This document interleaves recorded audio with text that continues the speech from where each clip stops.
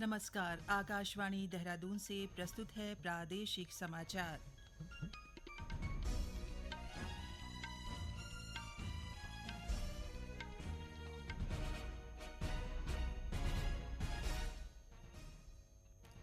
पहले मुख्य समाचार। वर्ल्ड फूड इंडिया प्रदर्शनी नई दिल्ली में शुरू। प्रधानमंत्री नरेंद्र मोदी ने कहा, सरकार खाद्य क्षेत्र में नवाचार, स्थिरता और सुरक्षा के लिए वैश्विक मानक स्थापित करने के लिए प्रतिबद्ध। आदि कैलाश यात्रा फिर से शुरू। आज 600 से अधिक श्रद्धालुओं को जारी किए गए इनर लाइन पास। प्रदेश में मानसून सीजन के दौरान बंद हुई सड़कों को खोलने का काम युद्ध स्तर पर जारी। पिछले 4 दिन में खोली गई 300 से अधिक सड़कें।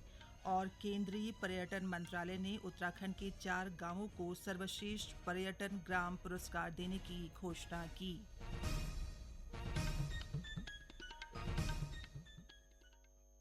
समाचारों के साथ मैं पंकज सनवाल खुलबे। और अब समाचार विस्तार से।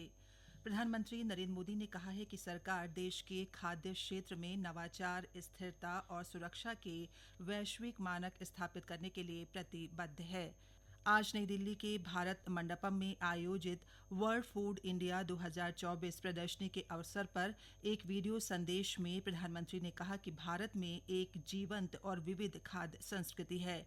किसान देश के खाद्य पारिस्थितिकी तंत्र की रीढ़ है। सरकार किसानों की मदद के लिए नई नीतियां लेकर आ रही है। प्रधानमंत्री ने कहा कि सरकार देश में रोजगार के अवसर पैदा करने के लिए आधुनिक बुनियादी ढांचे और श्रृंखलाओं का एक मजबूत पारिस्थितिकी तंत्र बना रही है। प्रधानमंत्री ने वर्ल्ड फूड इंडिया 2024 में कई देशों की भागीदारी पर कहा कि ये दुनिया के साथ काम करने का एक आदर्श मंच है। उन्होंने आशा व्यक्त की कि इस मंच पर खाद्य सुरक्षा, गुणवत्ता मानकों और सर्वोत्तम प्रथाओं जैसे व्यापक मुद्दों पर चर्चा की जाएगी। उपभोक्ता मामले, खाद्य और सार्वजनिक वितरण मंत्री प्रहलाद जोशी ने प्रसंस्करण उत्पादों की गुणवत्ता और ब्रांडिंग बढ़ाने की आवश्यकता पर बल दिया। पिथौरागढ़ जिला प्रशासन ने आदि कैलाश यात्रा एक बार फिर से शुरू कर दी है। प्रशासन ने आज से यात्रियों के लिए इनर लाइन पास जारी करना शुरू कर दिया है। यात्रा शुरू होने के बाद आज पहले दिन 600 से अधिक यात्रियों को इनर लाइन पास जारी किए गए। पिथौरागढ़ के जिलाधिकारी विनोद गिरी गोस्वामी ने बताया कि बड़ी संख्या में इनर लाइन के आवेदन प्राप्त हो रहे हैं, लेकिन ऊंचाई वाले इलाकों में यात्रियों के रहने और खाने की व्यवस्था को देखते हुए ही पास जारी किए जा रहे हैं। जिलाधिकारी ने सभी यात्रियों से स्थानीय प्रशासन का सहयोग करने की अपील की है, ताकि सभी यात्री सुरक्षित तरीके से यात्रा पूरी कर पाएं। धारचूला मार्ग जगह जगह पर बंद था। बीआरओ के द्वारा उसको कल रात्रि में ओपन किया गया। उसके बाद हम लोगों ने पास जारी करने शुरू किए। पिछले 5-6 दिन से जो यात्री वहां स्ट्रेंडेड थे उनको निकाला गया है। लेकिन मेरा जो सभी यात्री आ रहे हैं उनसे भी अनुरोध है कि यदि थोड़ा कोऑपरेट करेंगे वहां जो तहसील स्टाफ है या जो वहां के लोकल प्रशासन है, तो हम सभी को बारी बारी से ग्रुप्स में वहां से छोड़ रहे हैं, जिनका इनर लाइन परमिट जारी कर रहे हैं, उसके बाद दे रहे हैं। ऊपर की जो कैरिंग कैपेसिटी है, वहां रात्रि विश्राम करने की जो क्षमता है उसको देखा जा रहा है। रास्ता किस प्रकार का है उसको देखा जा रहा है। गाड़ियां कितनी हैं उसको देखा जा रहा है। तो ये सारी चीजें देखते हुए हम लोग जो है ये प्रयास कर रहे हैं कि धीरे धीरे जो है जो हमारे पास एक एक्यूमुलेटेड टूरिस्ट का जो संख्या है, जो कि 600 लोगों को हमने जारी किया अभी। वहीं स्थानीय लोगों ने भी यात्रा को सुव्यवस्थित ढंग से जारी रखने के लिए जिला प्रशासन से आदि कैलाश यात्रा मार्ग के सभी संवेदनशील इलाकों में मलबा साफ करने वाली मशीनें तैनात रखने की मांग की है, ताकि सड़क बंद होने की स्थिति में जल्द से जल्द उसे खोला जा सके और यात्रियों को कोई परेशानी न हो। कुमाऊं विश्वविद्यालय नैनीताल में 8 दिवसीय एसएसबी प्रशिक्षण कार्यक्रम शुरू हो गया है। प्रशिक्षण कार्यक्रम में कुमाऊं विश्वविद्यालय के 32 विद्यार्थी हिस्सा ले रहे हैं। विश्वविद्यालय के कुलपति प्रोफेसर डीएस रावत ने कहा कि ये प्रशिक्षण कार्यक्रम छात्रों को भारतीय सेना में नेतृत्व की भूमिका निभाने के लिए तैयार करने में एक महत्वपूर्ण भूमिका निभाएगा। इस मौके पर विशिष्ट अतिथि और दिल्ली विश्वविद्यालय के पूर्व कुलपति प्रोफेसर पीसी जोशी ने कहा कि ये प्रयास छात्रों को आत्मविश्वासी और मजबूत बनाकर उन्हें देश की सेवा के लिए तैयार करेगा। केंद्र सरकार कृषि अनुसंधान और तकनीक पर अगले महीने से कृषि चौपाल नाम से रेडियो और टीवी कार्यक्रम शुरू करेगी। आकाशवाणी और दूरदर्शन पर प्रसारित होने वाले कार्यक्रम का उद्देश्य किसानों को नवीनतम कृषि अनुसंधान और तकनीक की जानकारी उपलब्ध कराना है। कृषि मंत्री शिवराज सिंह चौहान ने आज नई दिल्ली में कृषि मंत्रालय की 100 दिन की उपलब्धियां बताते हुए इस कार्यक्रम की घोषणा की। श्री चौहान ने कहा कि किसानों से सीधे जुड़कर वैज्ञानिक उनकी समस्याओं का समाधान करेंगे। ये समाचार आप आकाशवाणी के देहरादून केंद्र से सुन रहे हैं। प्रदेश में मानसून सीजन के दौरान बंद हुई सड़कों को तेजी से खोलने का काम जारी है। पिछले 4 दिन में प्रदेश भर की 307 बंद सड़कों को खोल दिया गया है। हालांकि अभी भी प्रदेश भर में 150 से ज्यादा सड़कें बंद हैं, जिनको खोलने के लिए युद्ध स्तर पर काम किया जा रहा है। मुख्यमंत्री ने आपदा प्रबंधन सचिव से 25 सितंबर तक सड़कों से संबंधित विस्तृत रिपोर्ट मांगी है। इसके बाद सचिव आपदा प्रबंधन ने सभी जिलाधिकारियों से रिपोर्ट तलब की है। आपदा प्रबंधन सचिव विनोद कुमार सुमन ने बताया कि बंद सड़कों को खोलने का युद्ध स्तर पर प्रयास किया जा रहा है।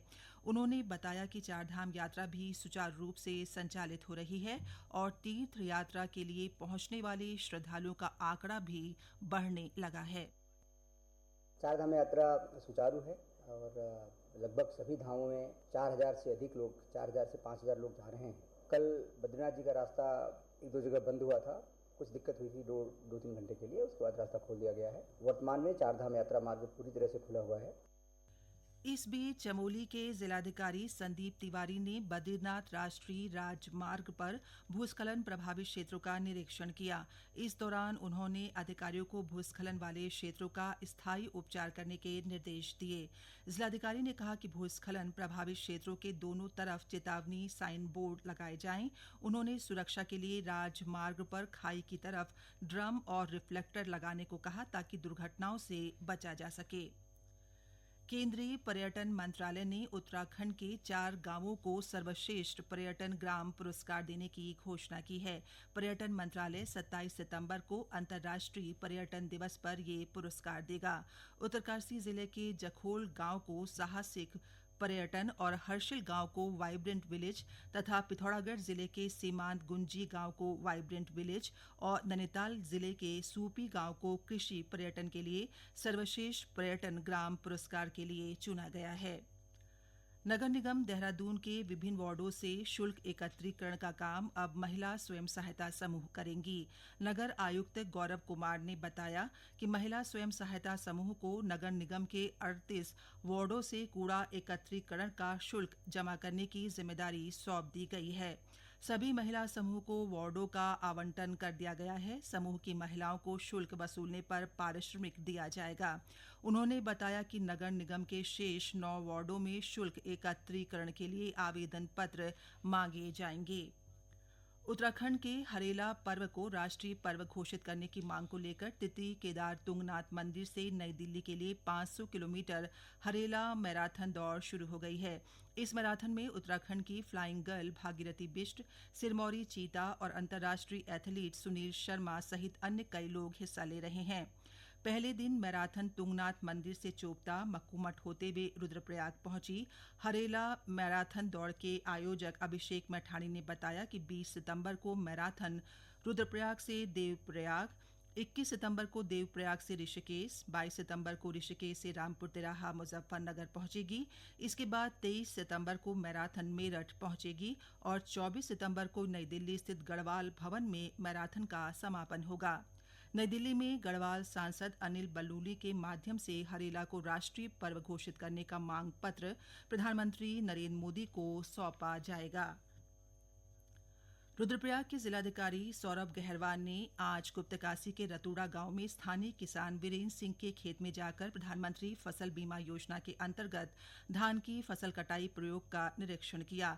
जिलाधिकारी ने कहा कि किसानों को आत्मनिर्भर बनाने के लिए आधुनिक और जैविक खेती के कई कार्यक्रम चलाए जा रहे हैं। अंत में मुख्य समाचार एक बार फिर।